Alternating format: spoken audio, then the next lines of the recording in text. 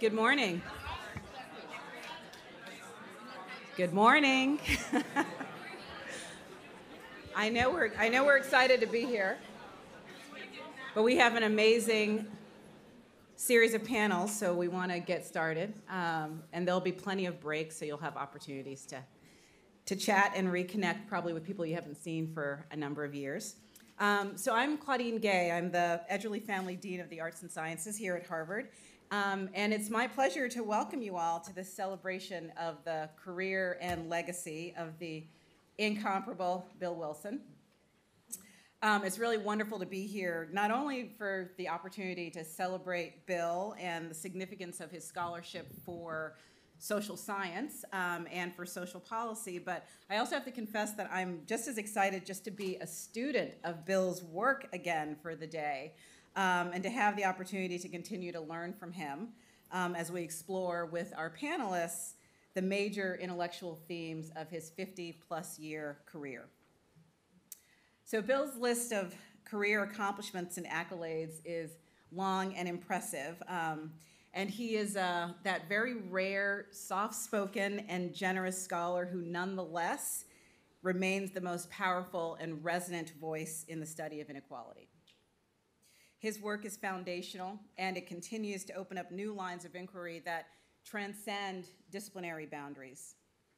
So I came to Bill's work from political science, and frustrated at that time by a discipline that seemed to be in thrall of the behavioral revolution and that continued to conceptualize the archetypal citizen as an individual who's entirely abstracted away from any sense of a social context. And it was a paradigm that left me unable to make sense of the patterns that I was observing in my own studies of political behavior among low-income adults. And then one day, a graduate advisor of mine suggested that I read Bill's work. And it was a revelation. He depicted a reality in which individuals existed and made decisions in place, in neighborhoods, in schools, on the job. And in his telling, these sites were defined by the resources and opportunities they provide, the burdens they impose or relieve, and the social observations and interactions they facilitate. And these experiences actually mattered, not only for social and economic well-being, but as I would come to understand through my own research, for political outcomes as well. It was Bill's work that helped me make these connections, that laid bare for me the social dynamics that were driving the political behavior I'd been struggling to understand. So I'm sure I speak for many in this room when I say that my scholarship is indebted to Bill Wilson's vision and brilliance. And I honestly couldn't think of a more fitting tribute for his extraordinary career than a day and a half of cross-disciplinary conversations about the reach and impact and continued influence of Bill's work. So we're going to hear more about that scholarly legacy from Larry Bobo, Dean of Social Science. But before that, it's my pleasure first to introduce Harvard's president, Larry Bacow. Wait, I'm going to say something. Wait. So since the beginning of Larry's presidency, it's been abundantly clear that themes of inequality and opportunity are important to him and central to his leadership of Harvard. In both my roles as Dean of the FAS and as chair of the Inequality in America initiative, I've been fortunate to find in Larry a champion and partner in advancing that work. I'm grateful that he's made this an institutional priority, and I'm delighted now to welcome him to the stage.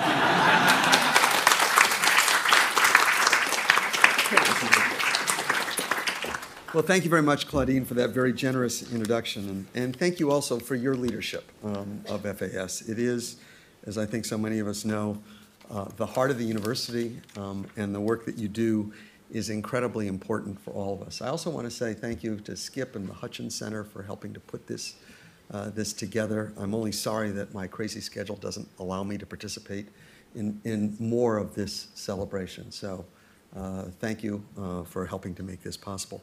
One of the little-known facts about being president of Harvard is that one actually serves as a department chair.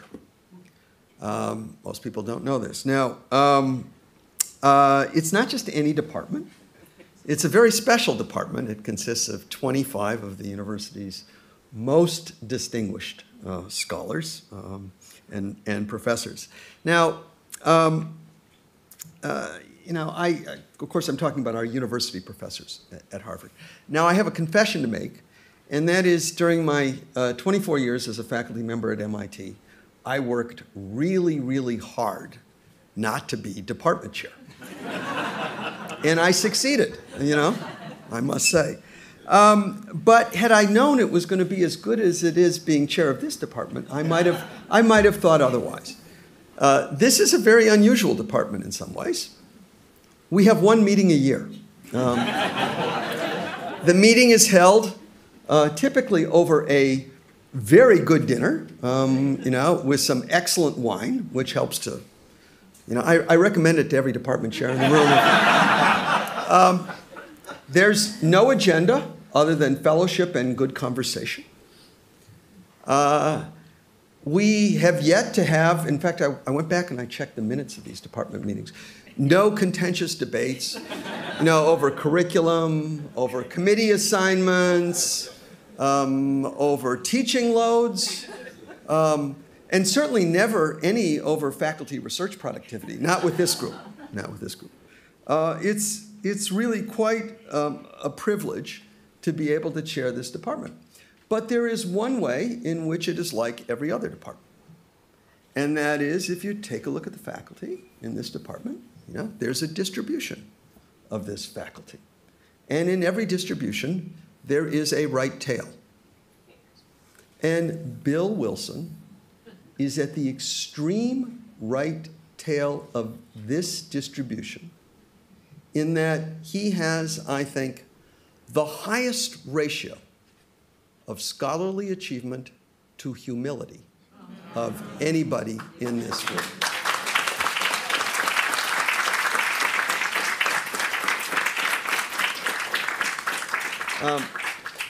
And that's something that I suspect everybody in this room. Sorry, Skip.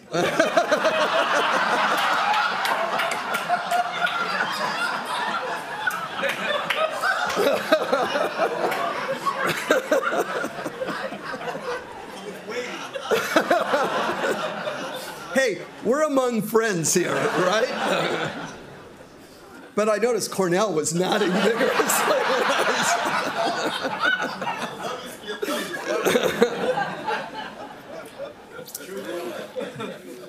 Recently, I sent a beginning of the year message to the entire Harvard community. And in that message, I noted that one of the many functions of a great university was to be a loving critic of society and indeed of our country. Few people on our faculty, I think, have done that better than you have, Bill. You have held a mirror up to our society. You have asked the toughest of questions about the most difficult of issues, whether or not it is race, ethnicity, poverty, or inequality. And through your work, you have challenged us as a nation, as a society, as a community to be better. And we are all enormously grateful for what you have done and for the example that you have set.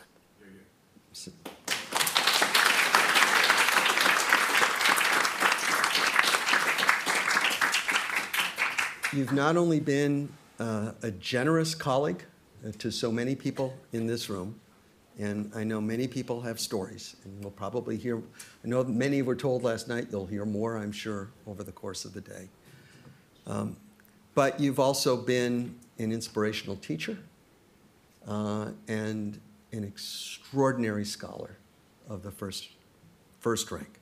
So I just want to say on behalf of the entire university, and one of the privileges of being president of Harvard is that I'm often have the right to speak, or at least I assume the right to speak on behalf of all of higher education, for all that you've given to all of us. It's an extraordinary gift, and we are grateful for everything that you have contributed to Harvard and to scholarship. And to mark your time here, I want to give you just a little present.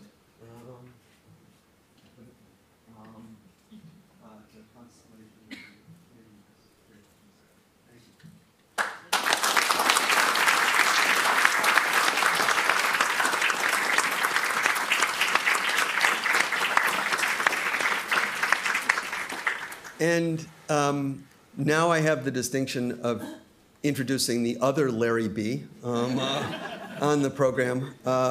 You know, we live very close to each other. We're both social scientists, twins separated at birth. Larry Bobo, Dean of Social Science.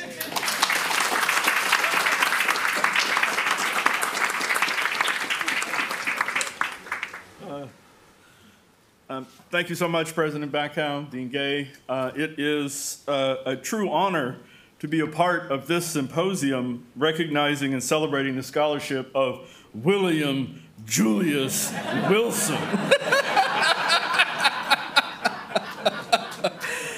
The academic and policy impact of his work, and the man many of us have come to know as a mentor, colleague, and friend. After all, he is the greatest sociologist of our time. It requires no remarkable feat of foresight to forecast that Bill will be seen as the principal heir of the legacy of the great W.E.B. Du Bois, a figure whose own body of work and ideas is a singular contribution to the canon of social science writ large, not merely the study of what in Du Bois's day would have been termed the Negro problem. But it was no easy task to decide how to cast my remarks this morning in honor of Bill. In the short time I have here, I've chosen to weave together a concern with how my own career intersected with and has been, and still is, greatly influenced by William Julius Wilson, his work, his example, and his friendship. My first exposure to Bill's work actually came as an undergraduate planning a senior thesis project. I stumbled upon Morris Janowitz and James Blackwell's important edited volume, Black Sociologists, Historical and Contemporary Perspectives, published as part of the Heritage of Sociology series at the University of Chicago in 1974. There, Bill had an essay to which I still direct students on occasion entitled The New Black Sociology, Reflections on the Insiders and Outsiders Controversy. The essay showed even then Bill's readiness to raise pointed questions about and to carefully think through prevailing trends and ideas, like the notion that only black scholars could provide valid or useful knowledge on black people. Yet, like most sociologists of a certain generation, my first deep encounter with Bill's work came in my first year of graduate school, 1979, which is just shortly after the publication of The Declining Significance of Race, Blacks and Changing American Institutions, and the now decades-long controversy that it sparked. I will not rehearse the controversy here. There'll be plenty of time in all the substantive sessions that mark the next day and a half to do so. But as I explain in all my classes where I do cover those controversies in greater detail, William Julius Wilson prevailed. He won. Bill's scholarship prevailed, I would suggest, because it embodied four critical qualities, if one were to give more of a meta-analysis of how Bill does what he does so well, that one observes in each of the major books he's written.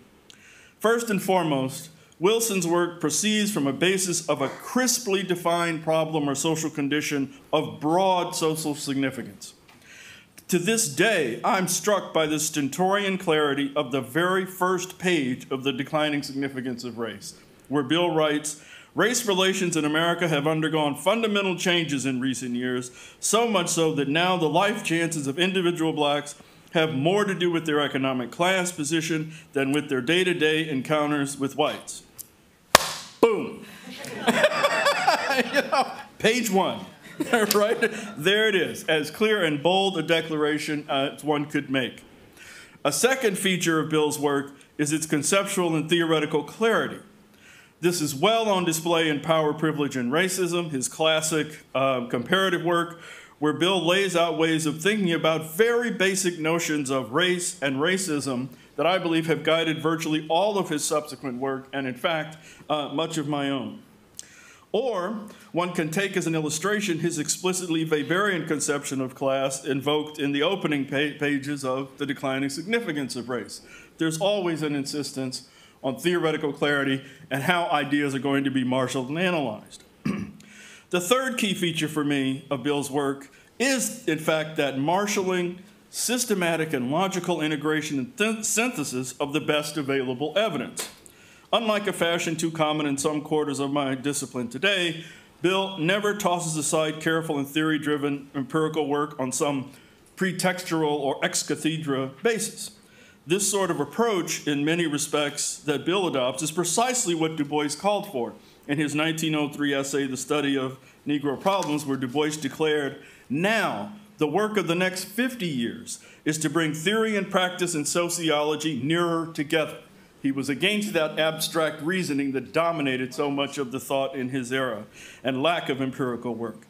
To connect more logically the statement and the demonstration to make truth the science of human action as a true and systematic statement of the certifiable facts as ascertained by observation and measurement.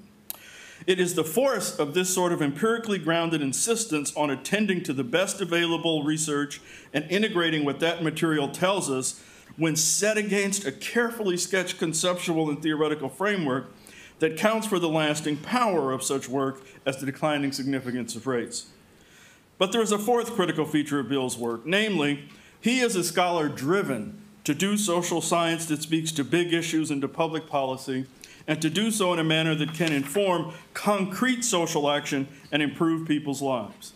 He's wrestling with how to understand and better the challenging circumstances of life in a social order riven by racial inequality, poverty, and a cultural legacy and deep imprint of white supremacy. It is a core problematic described poignantly by Du Bois in The Souls of Black Folk, where he wrote of the profound predicament black folks just up from slavery were wrestling with.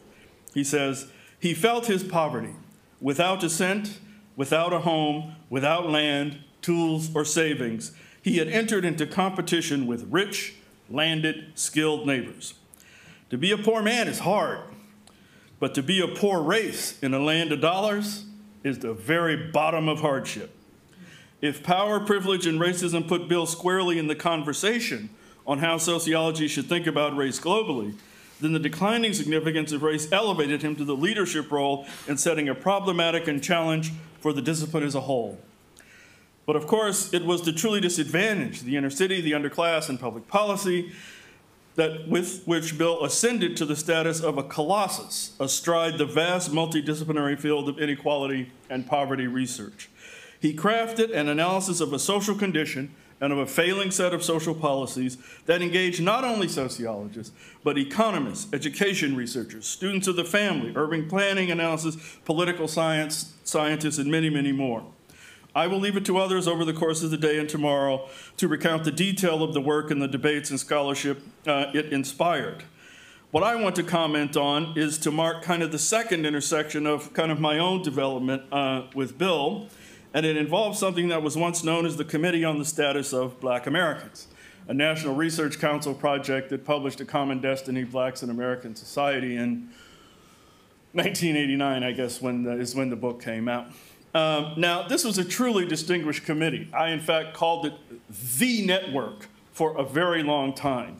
To give you a sense of some of the folks who were on this, historians like Nancy Weiss and the great John Hope Franklin, economists like Nobel laureate James Tobin, David Ellwood was also involved in this, and the great Phyllis Wallace, the first African-American woman to get a PhD in economics at MIT, and produced a great generation of other scholars, I think like Loury and others. Sociologists like Stanley Lieberson, Nathan Glazer, Hubert Blaylock, legal scholars like Joel Handler and Eleanor Holmes Norton. Everybody who was anybody in the leading canons of academy on race was part of this committee, including William Julius Wilson. And here I am, a second-year assistant professor at Wisconsin who decided to become a staff member to this project. And this is when I first met Bill. And part of what I want to say to you in this 30-some-odd person committee, there were two people whose voices carried an authority that made the room grow a little more silent every time they spoke. One, of course, is the great John Hope Franklin. We'll put another, and the other is William Julius Wilson. One of the most memorable days in my life, I think, was the third time the full committee met, and we met at the original Academy headquarters with the statue of Einstein out front. Bill had just received his MacArthur Award, and I think he walked into the meeting a little late, and everyone stood and gave him a standing ovation as he came into the room, and you got to go, you know, wow. You know? This is absolutely for real. The next real occasion for me to connect with Bill was in launching something called the Multi-City Study of Urban Inequality Project, which a number of us, including Barry Bluestone and others here in the audience, Alice O'Connor, spearheaded to try to take up many of the questions put on the table by the truly disadvantaged. And this was an era when Bill was chairman of the board of the Russell Sage Foundation, and this multi-million-dollar project based in Atlanta, Boston, Detroit, and Los Angeles produced an enormously powerful data set and numerous scholarly articles, publications, and books, and launched a new generation of scholars to work on these inequality issues. And Bill was just a huge, huge part of making that happen. And I remember I was spending my fellowship year at Russell Sage, and Bill was coming in for the annual board of directors meeting. And he comes up to me and he says, "Are you going to take the Harvard offer?" And I thought, well, Bill, I don't have an Harvard offer.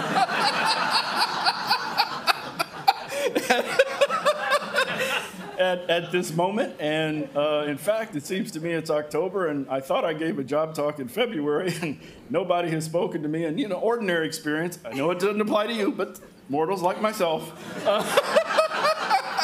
You give a job talk and no one calls you in 6-7 months, not sure it's going anywhere. Bill's like, "Don't worry, I spoke to Neil Rudenstein yesterday. You got nothing to worry about." And, which was gratifying at the time. And of course, Bill came before I landed here, before I did, and I will say the frisson of electricity in academe and among the thinking classes was truly extraordinary. And it's hard to capture what that meant in the moment, except to say, for example, when I first taught here doing a class on race and inequality issues, the first book I assigned was When Work Disappears, which had just come out. And I'm about to give the first lecture. The students should have read about the first third of the book.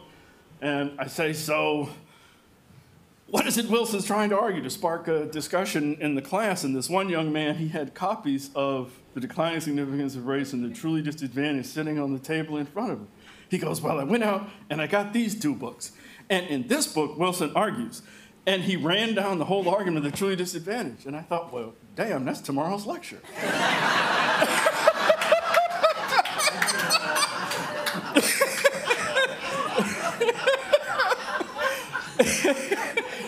And then the very next session, they should have finished the book. And I said, "So now you've got the fullness of Wilson's argument, including this specific policy analysis. What do you make of it?" Same kid raises his hand. He goes, "Well, I went out and I found 26 book reviews."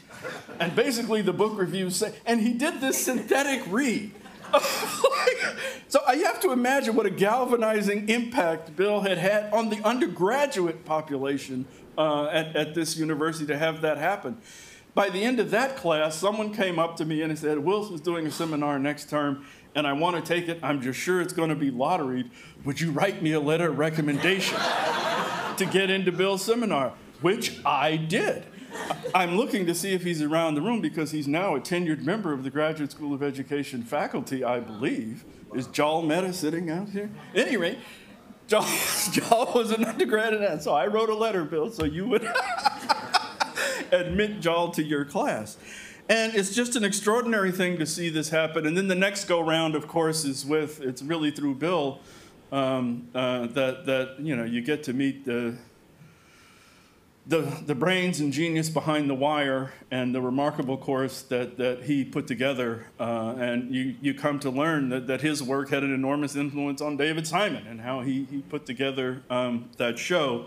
And it's just an extraordinary exemplar of what it is Bill has been able to do in terms of wrestling with real concrete problems kind of on the ground level and that everyone knows are taking place, but don't have a full lens on how to understand yet and make sense of or engage in a practical, soluble way. So, and then the last note I'll just make is that all of us, a group of faculty under the leadership of the inestimable Henry Louis Gates, took a trip to Cuba one year. And I have to say one of my highlights of that trip was a trip to a cigar factory where Bill and I shared some freshly rolled cigars, which was a truly exciting moment, and someday we'll share the pictures with you. But I have to say, for me personally, this is a great opportunity to thank Bill for exhibiting to me and to so many others what a serious, committed scholar looks like, what he or she sounds like, how he or she walks through life, and most importantly, how such an individual thinks and analyzes problems, and yet how they engage and connect with other people, just as people, as friends and colleagues worthy of respect and support.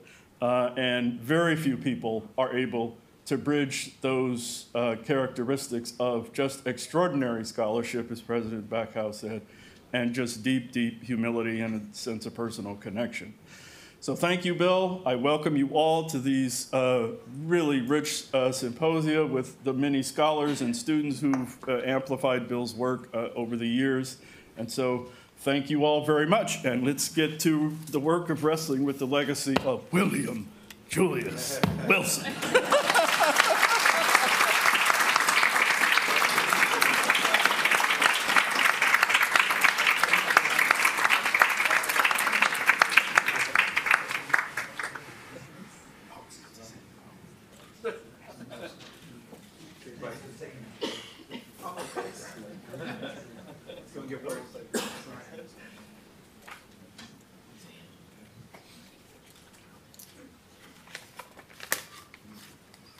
Rest of the panelists can come up.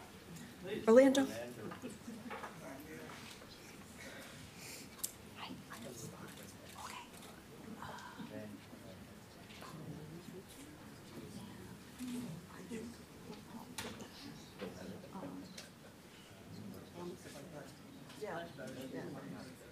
All right. Here. Okay, while the panel is getting set up, I'm cognizant of the time, and I'm going to begin. I'm Mary Waters from the Sociology Department here at Harvard, and I'm truly honored to have been invited to be part of this day. I want to just say a few words about Bill and my admiration for him and his work, and then introduce our panel. I have three thoughts about Bill Wilson. The first is that my own work on race, ethnicity, immigration, inequality, you can't understand any of it, and it's completely based in Bill's work. His pioneering work on inequality and race really frames all of my past work and the current work I'm doing now on legal status as a new form of stratification. And I keep going back to the books that Larry described because they are just so rich in thought and making me see the world in a different way. And that's still true years, decades after he wrote them. Secondly, I find it rare in this business when you meet an intellectual hero and they end up being an even better person than you had imagined them as. Meeting Bill is the exact opposite of meeting most of my other academic heroes, which is that his humanity and his incredible kindness and his humility, other people have mentioned, but also his strength and his empathy. As a white scholar studying race, Bill gave me courage to say things and to think about things that in our discipline in sociology it's hard to do as a white person studying race. And he, I always felt like he had my back, and I've always been grateful for that. Third, I think I learned most from Bill from serving on committees with him, graduate student committees, sort of as a co-parent. to these graduate students. And what I saw from him was this mixture, this really terrific mixture of incredibly high standards and complete support. And that allowed graduate students to do their best work and to really soar. And I learned so much from that. And what I hope and what I think is happening is that our students have gone on to do that with their students. And in that way, Bill's influence will just really reverberate for forever, I hope. So turning to our session. The session is on race relations, inequality, and historical and contemporary perspectives. There's been a change because of teaching schedules. So Glenn Loury is going to be in the next session, and Orlando Patterson is in this session, so just swap them out. Our plan is to allow time for questions and discussion at the end, so save your ideas and your questions and your comments for the panelists. You have bios of all of the speakers in your booklet. I'm going to very briefly introduce the panel, but you should really read about all. They've all written many, many books and articles and important things, and I'm just going to very briefly say who they are. Our first speaker will be Jennifer Hochschild. She's the Henry LaBar Jane Professor of Government at Harvard, Professor of African and African American Studies, Harvard College Professor, former chair of the Department of Government, and she also teaches in the Kennedy School and the Harvard Graduate School of Education. See why it's going to be very hard to introduce all these people.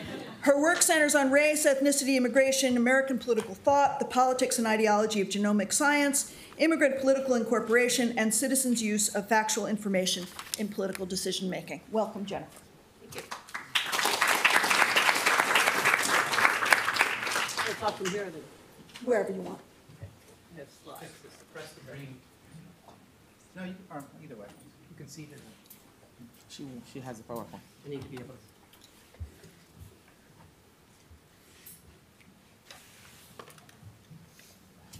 Sorry.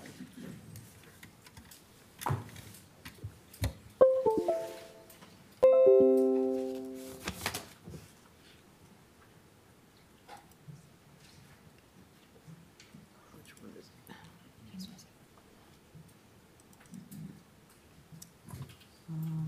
Wilson Symposium. Which one? This one, this last one right here. Is that the most recent? This one? Guess so. Try and see. Exposable. This is the one, right? Huh?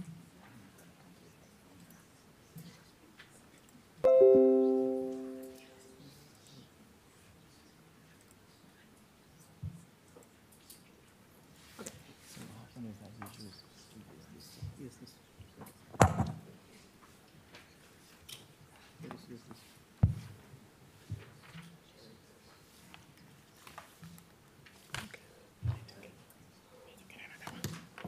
I just use the.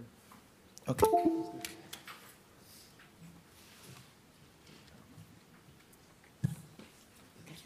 Thank you.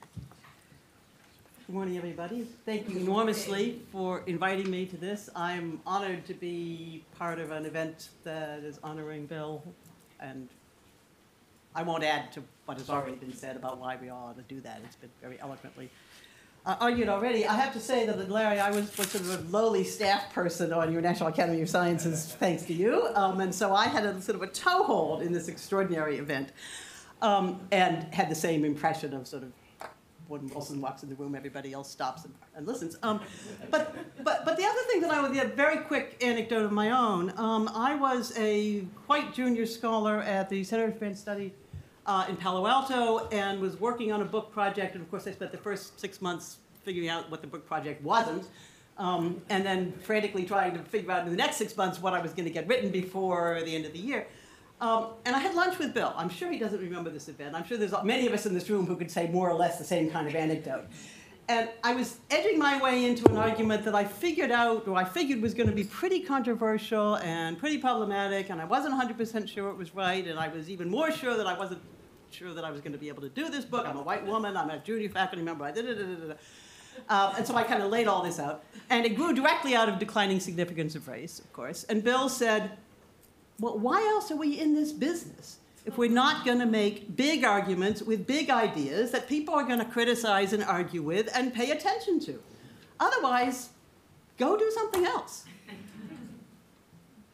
Okay. And I wrote the book. Whether it turned out to be the book, I don't even remember exactly what the content of the conversation was, but it was just a moment that said, you know, this is why you're doing this business. And it just had I don't remember how many, 30 years later, 40 years later, I just remember that moment as being really crucial for my, not only that project in particular, but my career more generally. So, thank you. Okay, the book that actually had the biggest impact on me, even more than Truly Disadvantaged in the long list of others, is in fact The Declining Significance of Race. That's the one that really got my career going. And I think, as Mary just said, I've spent much of the last 20 or 30 or 40 years either arguing with or agreeing with or writing footnotes to that book. So that's what I want to mostly talk about today. I take my inspiration, as I said, from Declining Significance of Race. There's a series of questions that are embedded in that title. And of course, the title itself is a synecdoche for the book as a whole. Is, in fact, the significance of race declining? By what measures is it declining or not?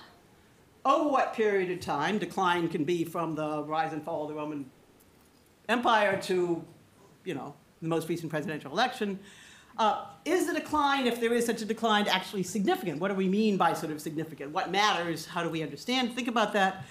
What's increasing in significance? If race is declining, what is increasing? And so simply the title itself generates, you know, pretty much a career's worth of work. I am, in fact, the only political scientist on this day's activities. There's some wonderful people talking tomorrow, so I'm not going to make claims to my discipline as a whole. But I want to talk about this question of kind of, is the significance of race declining from the perspective of politics? So over the longue durée is the first. I'm going to show a series of slides. All of the details don't matter. So I'm going to run through them very quickly because Mary's going to pull me off the podium pretty quickly. I just want to show a few very broad trajectories that look like, in short, yes, the significance of race as a pejorative problem in American politics is declining. And then a few slides at the end that say, well, actually, no, it's not.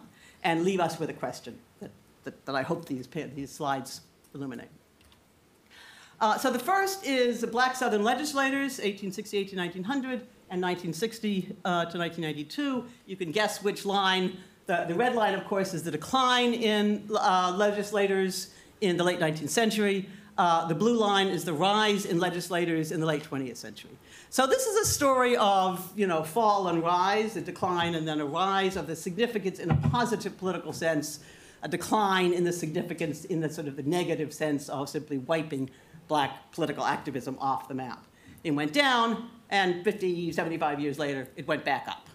That's one story here, which at least in contemporary period looks like a more positive story than a negative one. Here's another positive story. Black members of Congress from 1870 to 2018. There's a little blip right after the Civil War. That little blip continues a little bit into the late 19th century. And then, of course, it essentially disappears for much of the 20th century and slowly begins to rise toward the end of the 20th century, so that by the time we're into the 21st century, there's a non-trivial number of African-American members of Congress. Not proportional to the population, but non-trivial. Third kind of general point about improvement over time in the political arena.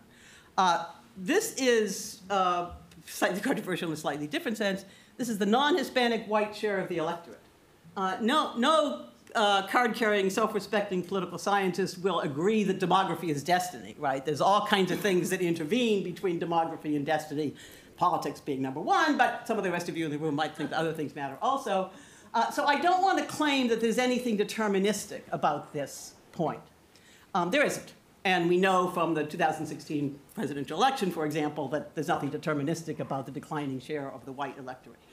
Nonetheless, over time, it does seem to me, we have one demographer, and there's probably others in the room, demography does matter.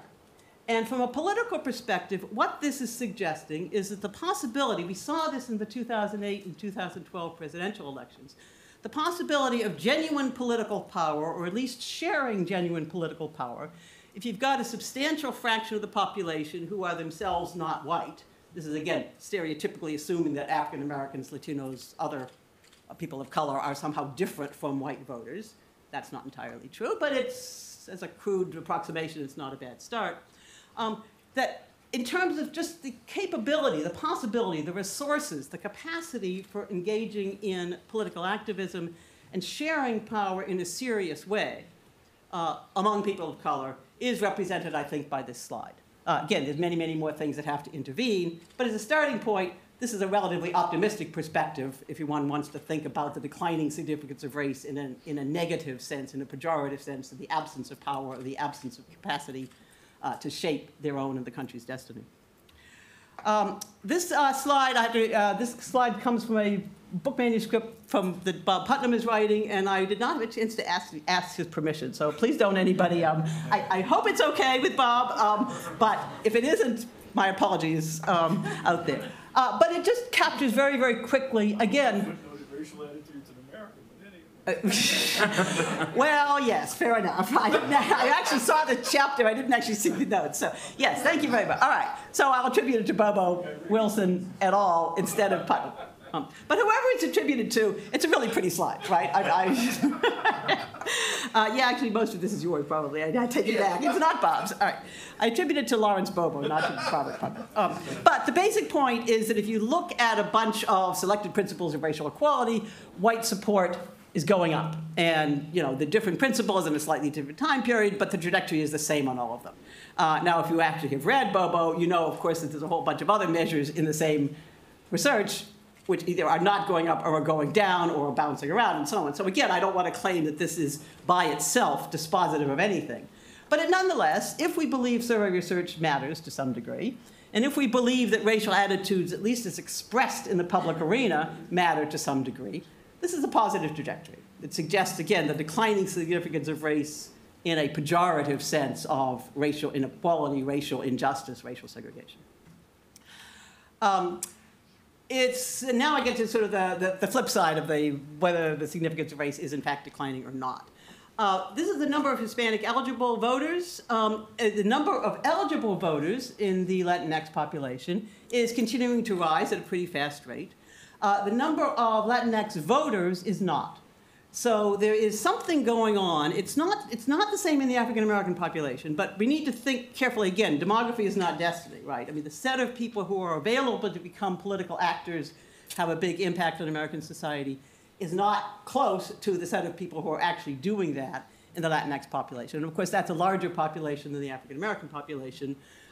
Again, I don't want to pose white voters against voters of color, but this suggests that there's a very big gap that has at a minimum, not been overcome, and at a maximum is in fact growing at a pretty rapid rate. So I'm now back to kind of the increasing significance of race. If you think that Latinx is a race, that's a whole conversation that I'm not going to get into, but suggests that despite the sort of the political good news I've been suggesting, there's a very, very long way to go, at least with this population. We've all seen versions of this slide. Probably many people in the room have produced versions of this slide. This is federal and state, I didn't stop before that, I think, imprisonment rates. They are declining a little bit, so you can say there's a declining significance of race in the last couple of years, sort of, kind of. But that's, of course, not the main message of this slide. There's been an extraordinary rise in incarceration in general in American society over the last 40 or 50 years, and an even more extraordinary rise in the share of African Americans who are in that extraordinary share of people who are incarcerated. If you do a slide of sort of involvement with the criminal justice system more generally, probation, parole, variety of other lesser forms of involvement, this would look even more dramatic. If you think about the CODIS, the FBI database of people whose genomic samples are included, because they have been involved somehow or other in the criminal justice system, it's overwhelmingly not in an absolute sense, but in a relative sense, young African-American men who are relatively poor. So if you think about the criminal justice system, you can, if you squint hard enough, you can say there's a little bit of a decline or a slightly better news here, but the overwhelming message over the last 40 or 50 years is not one of the declining significance of race, it's of the increasing significance of race in a segment of the society, which of course is extraordinarily important politically, socially, economically, personally, familially, communities, any other way that you can think of. This is actually comes out of my own research, so I think it may actually be my last substantive slide. No, there's one other one after this. This is from a research project that I'm conducting with Ryan Enos in the Government Department and Meredith Dost, who's also a PhD student in the Government Department. Ryan and I were invited to write survey questions for a poll a couple of years ago. And he wanted to include a bunch of questions that in effect were, is the following statement racist? And I thought it was a waste of time. You know, survey time is very expensive and very precious, and there's huge trade-offs. And I thought, well, of course. I mean, it's not interesting to write a survey question that's got 80 or 90% agreement, right? You want a question that's going to be controversial. But, you know, Ryan was my colleague. I was a department chair. He was a junior faculty member. You got to be nice to your junior faculty. So, fine. We put these questions on the survey. And it turns out, of course, he was exactly right and I was exactly wrong. I don't know if the words are big enough for people to be able to read. And I don't know if I've got time to walk my way through them, but the short version of this story is that a whole series of these 10 statements, these are all the statements that we asked, so we didn't cherry pick among the responses, of things that seemed to me, somebody who's been studying this issue for 30 or 40 years, so obviously racist that they weren't worth putting on a survey, turned out I was just wrong.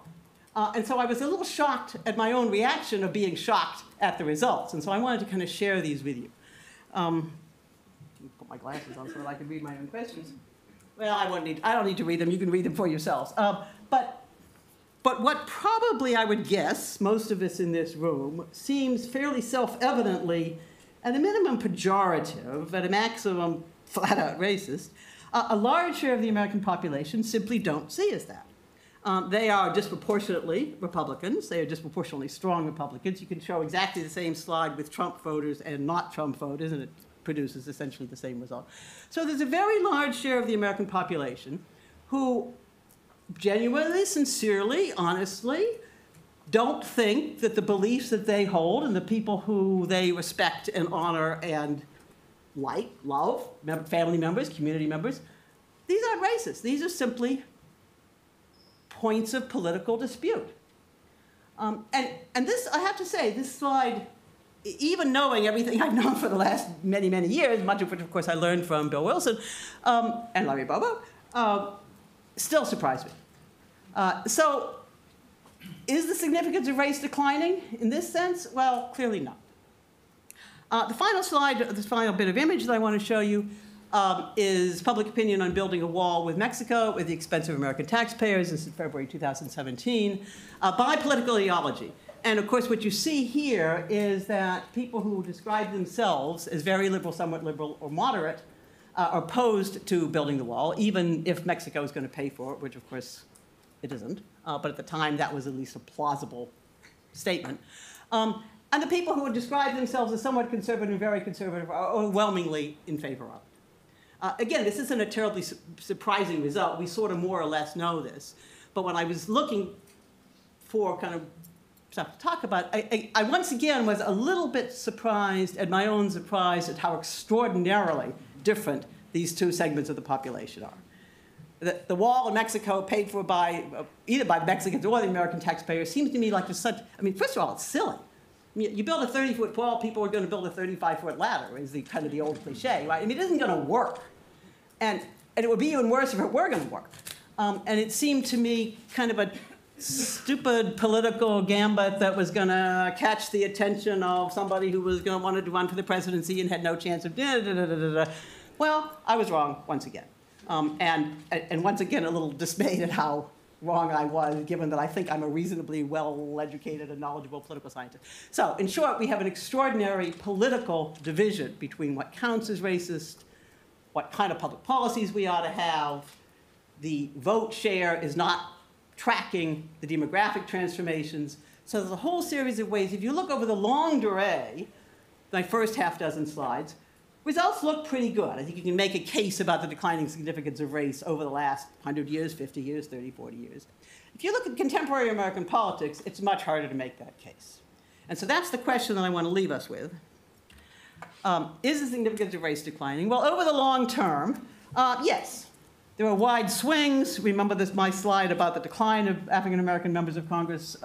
So, things go down. But then on balance, over the course of the 20th century, and there's a whole bunch of other slides I could have shown about economic improvement and so on and so forth. Over the long durée, yes, the significance of race is declining. Over the medium term, well, yes, on some dimensions and no on others. Again, that's a much longer conversation. But at present, no, it's not declining. And so it seems to me that the question that this leaves me with, and I hope leaves many of us with, is in fact the significance of race increasing as a defining feature of American politics? If so, why is that? And I think it's especially important, again, my pitch for doing politics, because I think there is pretty good evidence that, and we'll have much more about this over the next day or two, so you can decide whether I'm right or not, that the significance of race as a pejorative, as a way of stopping people from accomplishing their life goals, is in fact declining, which is, of course, the argument that Bill made 40 years ago, is less severe, is declining. Not only was it true then, but it continues to be true now. So there's some increasing disparity, it seems to me, between what's going on in the political arena and what I think is plausible to argue is going on in the economic, social, community, personal arenas. So I'll stop there.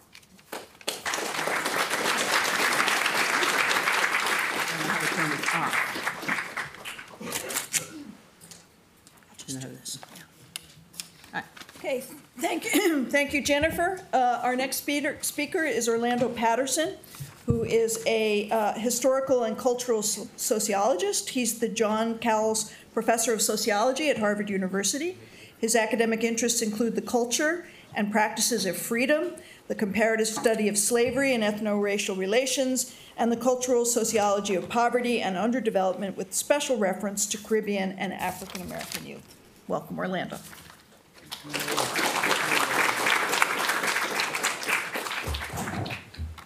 Such a pleasure being here to celebrate the work and life of my good friend. One of the problems of being an older person so close in age to Bill is that I didn't have the great opportunity of being advised by him when I was growing up. Indeed, I became a tenured professor of Harvard a few years before his first book, and I've been wondering, how much more might I have achieved had I met him when I was coming up in life.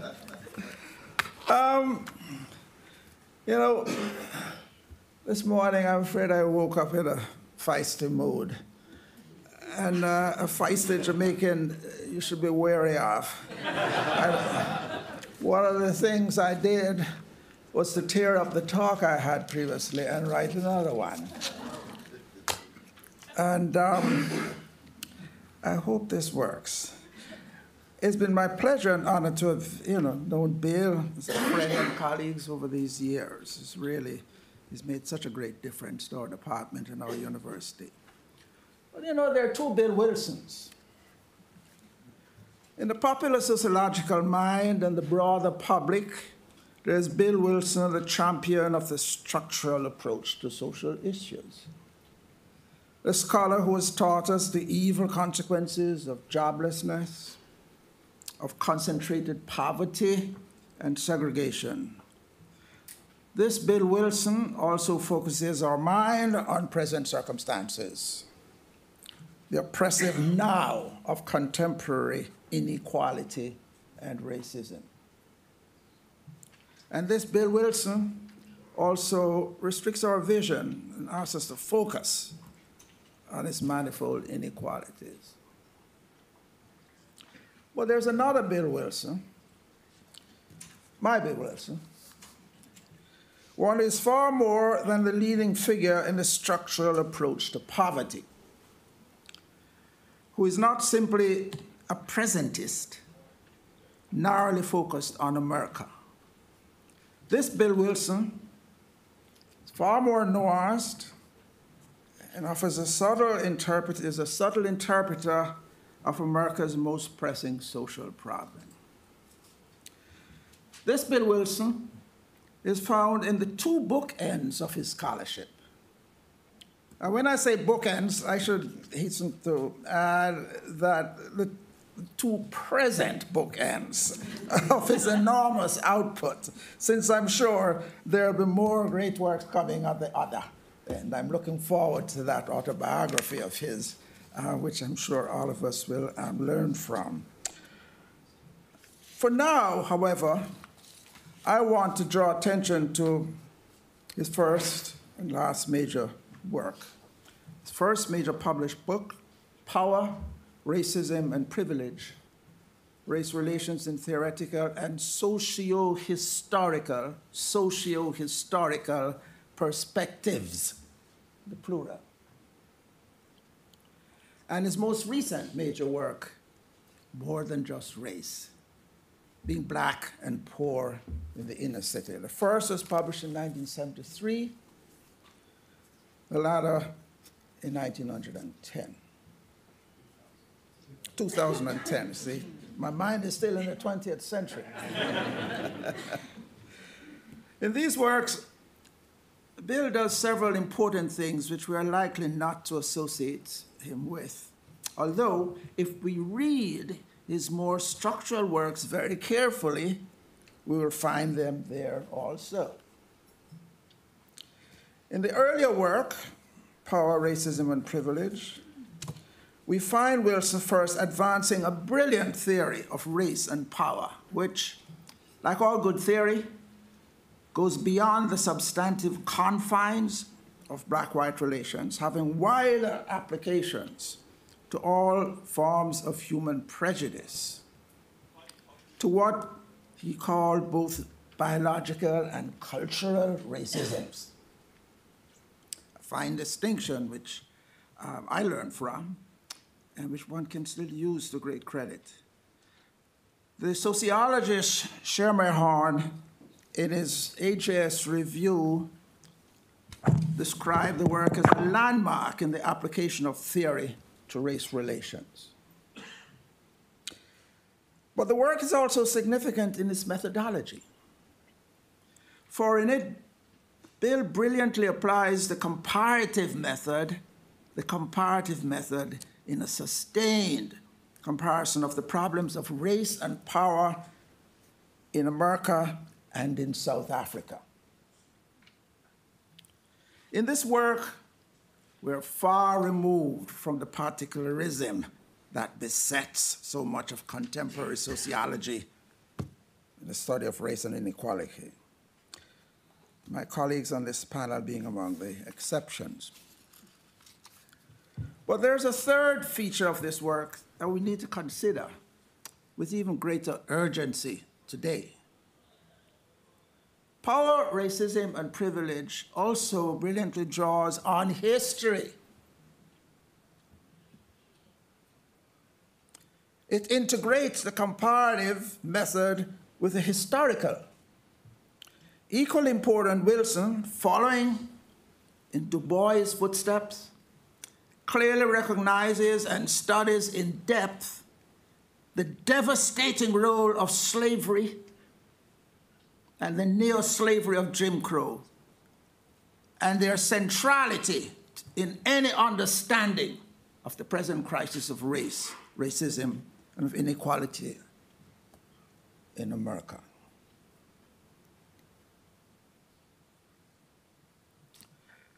Finally, and this takes us to the other bookend of his scholarship.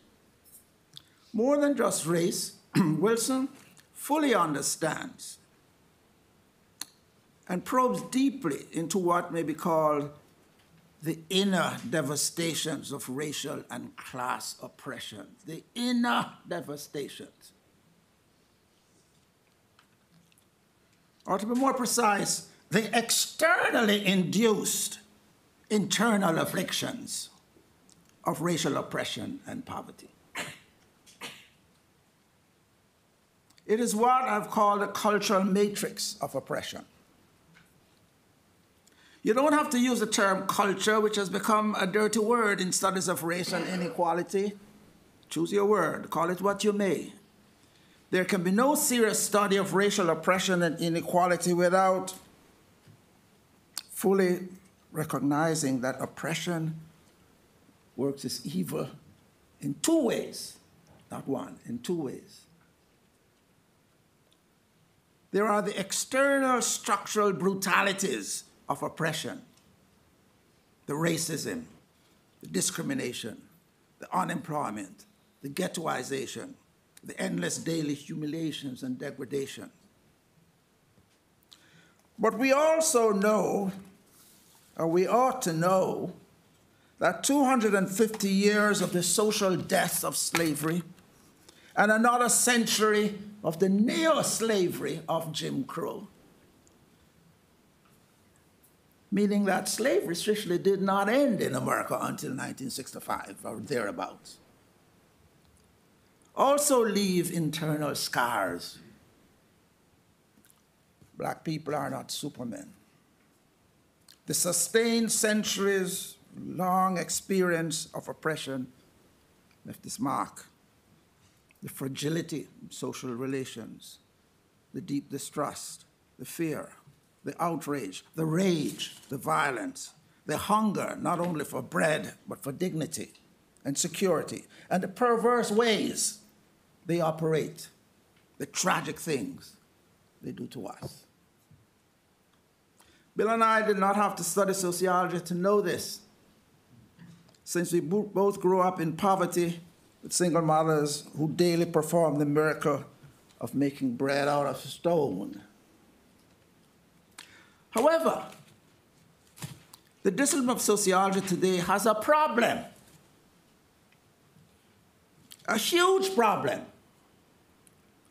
We are plagued by our failure to recognize the centrality of these things that Wilson so powerfully taught us in this first and last work, and in more subtle ways in all his works. The discipline is plagued first by its hopeless presentism. And there's a forthcoming issue of Theory and Society which addresses this issue, in which, as you can imagine, I play an important role.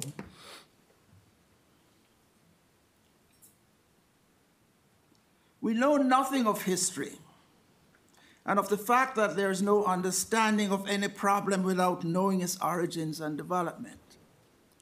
Historical sociology, once a thriving part of the discipline, is declining.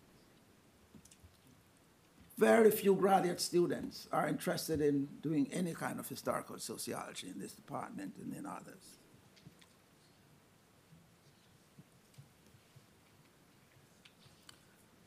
In nearly 50 years of teaching graduate students and training many fine ones, I've never been able to persuade, except very recently, a graduate student to do a thesis on slavery.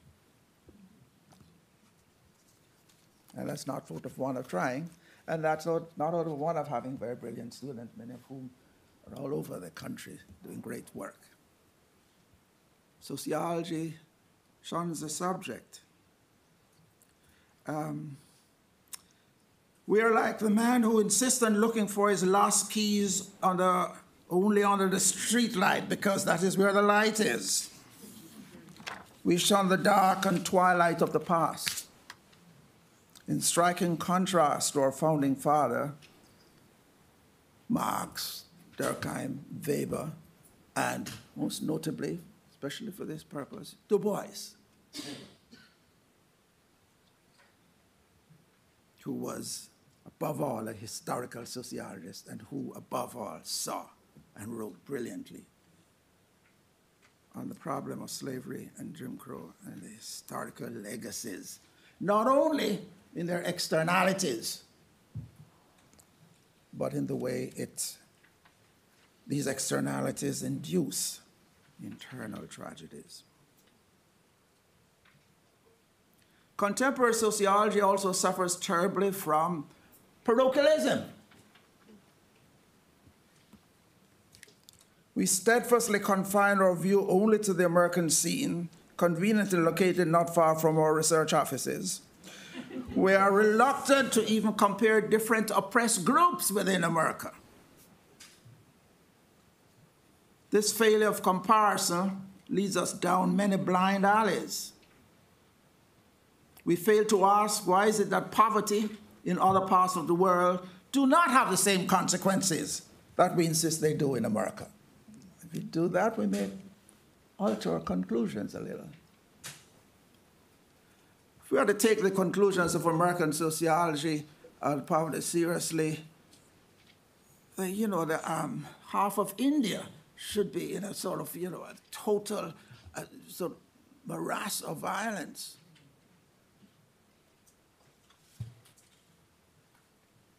We attribute to race what may better be attributed to class, and vice versa. I am on time.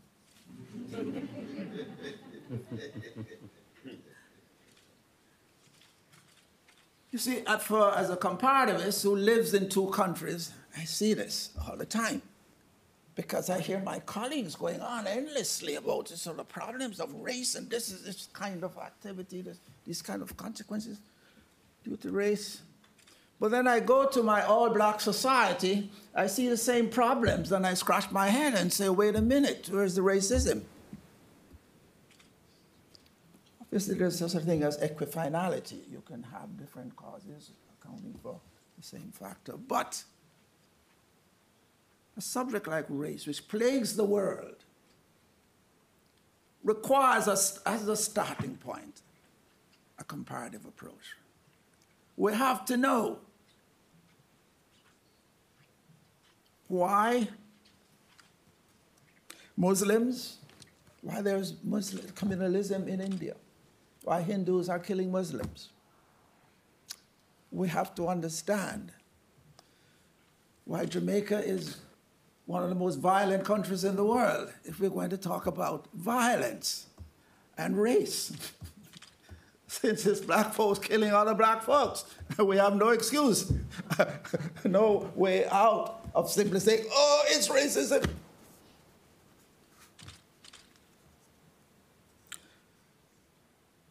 Most of all, sociology has become the discipline par excellence, whose practitioners are guilty of what the social theorist Bob Boyers recently called the tyranny of virtue. Sociologists are terrified of being found wanting in the liberal virtues of total sympathy with the underdog. That's a good thing. It's good to be concerned. But we have gone to the extreme of condemning all colleagues who dare to go beyond structural orthodoxy and consider the externally induced internal tragedies of oppression. We have invented a lexicon of terms of abuse for those who do not toe the presentist, parochialist, totalist, exclusivist structural line, blaming the victim being the most notorious. We sociologists have become a virtue-signaling academic tribe. Our pursuit of false moral piety has come to distort our understanding of oppression and poverty, of what it truly means to be disadvantaged. In our obsessive virtue signaling and exclusive presentist structuralism, we are like a pilot trying to fly a plane with only one wing. If we are ever to get out of this one-sided intellectual morass, if we hope ever to come from under the tyranny of virtue and truly understand the truly disadvantaged, one way we may begin is to go and study the two great bookends of William Julius Wilson. Thank you, Bill, for showing us the balanced way. Thank you for drawing on both your scholarship and your biography as a black man who grew up poor and understand his inner tragedies, for teaching us how to understand the oppressed and how to do so without falling prey to the tyranny of academic virtue. Thank you.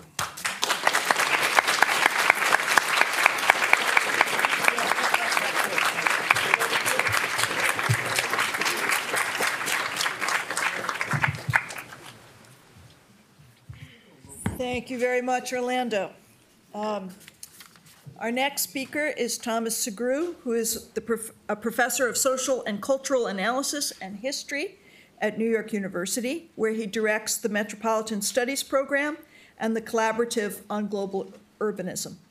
Sugrue studies race and inequality in American cities, the civil rights movement, liberal and conservative politics, labor, ethnicity, race and public policy, and immigration and metropolitan revitalization.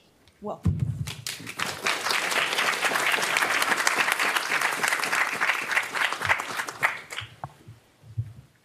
Thank you, Mary, for the kind introduction, and also to Skip Gates, who invited me here. It's a real honor to be a part of this program.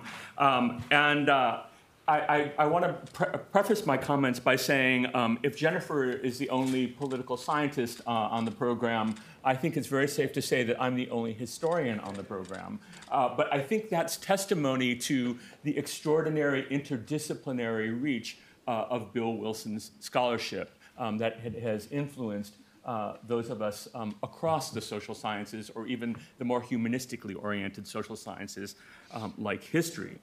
I also want to say, as a prefatory comment, that it wasn't a plan, but it sort of worked out beautifully that we have one presentation on the bookends of Bill Wilson's career, one on the declining significance of race, and I'm talking about the truly disadvantaged, which wasn't a plan, but perhaps it reflects the foresight of the panel organizers in putting this together.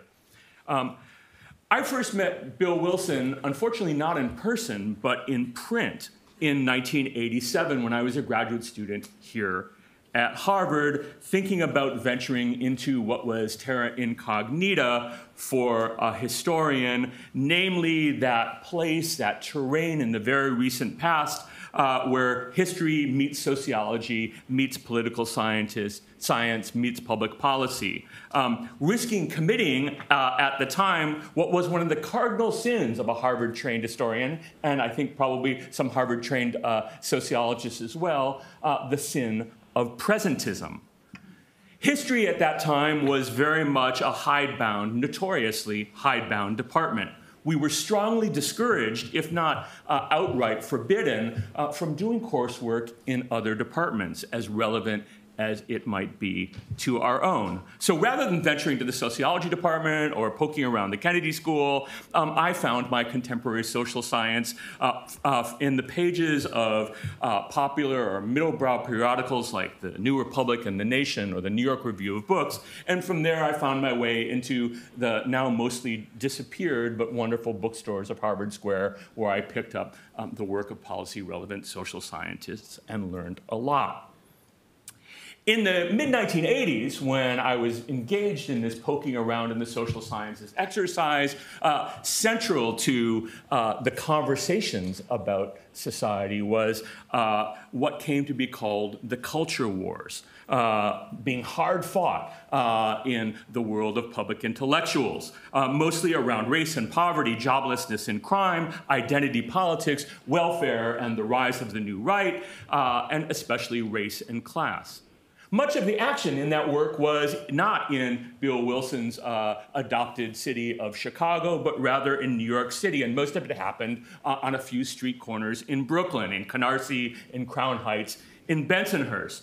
And so in 1987, as I was thinking about this popular discussion on race and culture and politics, it was, you could say, overdetermined that I would find my way to the newly published book, The Truly Disadvantaged. It's a book that, like The Declining Significance of Race, was very much a response, a product of the struggles that were going on in intellectual circles over race, class, and politics in the 1970s and 1980s. But it told the story in a way that I found, or at least in a site that I found, more persuasive than Canarsie or Bensonhurst, and that was in working class and impoverished Chicago, a city that is, of course, the best studied city in American social sciences, largely because of the legacy of the Chicago School, of whom Bill is very much a product and legatee and expander of. At the same time that I was reading The Truly Disadvantaged, I should note as an aside that one of my more illustrious contemporaries, or counterparts maybe, counterpart might be too strong a term, a fellow student of mine both at Columbia and Harvard, where we overlapped, also discovered Wilson's declining significance of race and truly disadvantaged, and that was, of course, the then community organizer in Chicago, Barack Obama.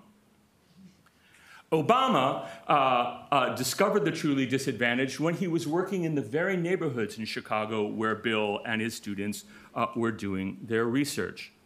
And indeed, Obama wrote about the truly disadvantaged in his first publication, other than some undergraduate journalism at Columbia, an essay about community organizing and the Alinsky tradition that he published in 1988. Obama was drawn to Wilson's work, even if many of his comrades were skeptical of it. In fact, Bill came up, not by name, in Obama's first meeting with the Reverend Jeremiah Wright in Chicago shortly after he arrived there in the mid-1980s. Obama recalled Wright referring to those miseducated brothers, like that sociologist at the University of Chicago talking about the declining significance of race. Now, what country is he living in? Wright said in Obama's recollections. Although Obama found himself attracted to Wright's church, it was Wilson and Wilson's work that appealed to his intellect and to his political instincts. The book that Obama and I and countless others read in the 1980s and beyond, The Truly Disadvantaged, was sweeping and synthetic, elegantly weaving together problems usually considered separately from each other into an overarching theory of urban inequality. I need not recap Bill's central arguments here: the devastating impact of deindustrialization, the bifurcation of black Chicago by class, specifically, as he argued, the withdrawal of the middle class from impoverished inner city neighborhoods as an unintended consequence of the victories of the civil rights movement.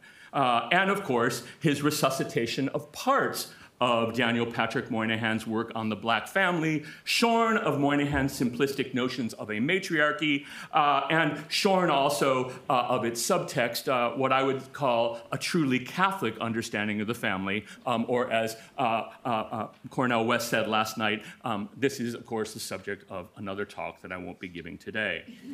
For the next few minutes, it's Bill's discussion of class, and specifically how his understanding of class was shaped by understandings of gender, that will be the focus of my comments. I'm going to make two big points. First is something that Bill's book and my first book, very much shaped by Bill, and so many of the studies of the so-called urban underclass school, which is the male world of work. For Bill, the story of Chicago was largely the disappearance of well-paying, unionized, male-typed jobs, steelwork, meatpacking, and the like. And as a consequence, the end of the family wage that unions had successfully negotiated beginning in the New Deal and after the Second World War, and as a consequence of that, the collapse of the marriage market. We, both Bill and I, and many of us writing about urban inequality in that period, wrote about the reshaping of the urban economy from an uninterrogated perspective that focused on men, that assumed that men's work experience was normative and the most important, placing women primarily in the role of mothers, single mothers, or caregivers. We knew for sure about the ways that gender played out in the urban workplace. I have a table in the back of my book that talks about the changing occupational structure of African-American women in Detroit, my city of research, but I didn't write very much about it, just in a few paragraphs in the book, because we were looking toward the workplace experience of men, to those male jobs that were very visibly disappearing. We knew about other transformations, but we downplayed them. And the most important, great economic transformation that remade Chicago and Detroit and so many other cities beginning in the 1960s was the rise of public sector employment for African Americans, particularly the niches in the public sector and in publicly contracted employment that provided extraordinary growing opportunities for African American women. As a related point, Bill and I, following in Bill's footsteps to some extent, offered what I would call a stylized notion of middle class that missed the rise of a group of working people who had not withdrawn from the economy, who sometimes moved in and out of formal labor, for sure, but who lived precariously. The truly disadvantaged, like many of our works on class in this period, rests on a binary between the underclass and the middle class. There in Bill's book, for sure, and on the streets of Chicago even more, was a group that might be called the somewhat disadvantaged, or the not quite truly disadvantaged, but still very precarious, or the somewhat disadvantaged. For Bill, and for me, and for many others of us writing about cities, it's this group that largely disappeared. For Bill, the story of the middle class is a story of outward movement and of withdrawal from poor neighborhoods. It's a story of a disappearance of what he calls the social buffers that the middle class brought to impoverished people living in the same neighborhoods. Affirmative action and desegregation, he argued, had the unintended consequences of reinforcing poverty. So I want to unpack these two, gender and class, just for my last couple of minutes. Let's begin with gender. In A Truly Disadvantaged, Bill eschewed the characterization of black families as matriarchal, but he uncritically accepted one key element of Moynihan's framework, namely his emphasis on men as breadwinners. But one of the most distinctive features of the post-1960s economy, as a consequence of decades of civil rights struggles that targeted parts of the economy that were almost entirely white but were highly visible, retail clerks, sales clerks, secretaries, bank tellers. This was the work of the Urban League and the NAACP in the 1940s, the 1950s, and 1960s in places like Chicago and Detroit. The work to open up those visible jobs finally came to fruition in the 1960s, particularly in the aftermath of Title VII of the Civil Rights Act, which turned the federal government into what one civil rights activist called the biggest job creation agency for African Americans and the most powerful advocate for racial equality in the workplace after 1964. The vaguely still and controversial concept of affirmative action also opened doors, particularly for black women. And nothing was more important than work in the public sector and in publicly contracted employment. As my late colleague and a good friend of Bill wrote, Michael Katz, by 2000, a remarkable 43% of African-American women and 19% of African-American men worked in government and government-related employment.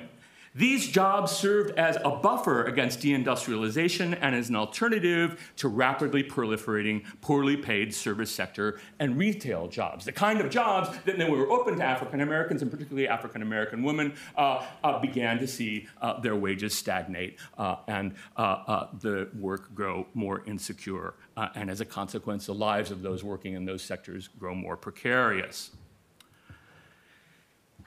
In the deindustrializing city, in other words, there was a disappearance of work, but also an appearance of new forms of work that we need to consider. I don't want to romanticize for a moment the new forms of work that were appearing in the era of disappearance. That is, many of these jobs, particularly in the service and retail sectors, saw declining wages over time. And with the advent of new technologies and forms of work discipline, they grew increasingly undignified and insecure. But they were jobs, and they were jobs that created a growing group of somewhat disadvantaged residents, often living in the very same neighborhoods as the truly disadvantaged, disproportionately women. So as we think about the truly disadvantaged and how we might build off the truly disadvantaged, I want to suggest that we need a more comprehensive study of class and race and urban inequality with all of the ambition that Bill brought to his life's work, but one that more richly brings together the perspectives of the truly disadvantaged, their neighbors, the somewhat disadvantaged, and the African-American middle class. Perhaps the best example of that kind of work on a small scale is Bill's student, Mary Pattillo, who's written wonderfully about the African-American middle class and the complicated nature of class relationships in African-American Chicago. But we need something even bigger and more ambitious that tries to do for this complex world of disappearing and appearing and feminized work what Bill did in the truly disadvantaged and other work. Secondly, one of the most powerful presentist dimensions of Bill's work was this. Bill always wrote with a public audience in mind. He always wrote believing that informed scholarship is necessary to engage the most critical issues of our time. He always pushed to have an effect on public policy decisions, whether they be being made in Washington or in state capitals or city halls. The world of disappearing and appearing work, the world of the somewhat disadvantaged and the truly disadvantaged, suggests some critical policy interventions as we look onto our world today. The situation of the somewhat disadvantaged today risks becoming more like the truly disadvantaged because of the stagnation of wages, particularly in low wage, low status, and service sector employment. Wages have been stagnating for a very long time, and that stagnation of wages, as indeed most economic inequalities, falls disproportionately on people of color. Combine that with the widening of the wealth gap, particularly in the aftermath of the 2008 housing crisis, the struggles and resegregation of public schools in our major metropolitan areas, with especially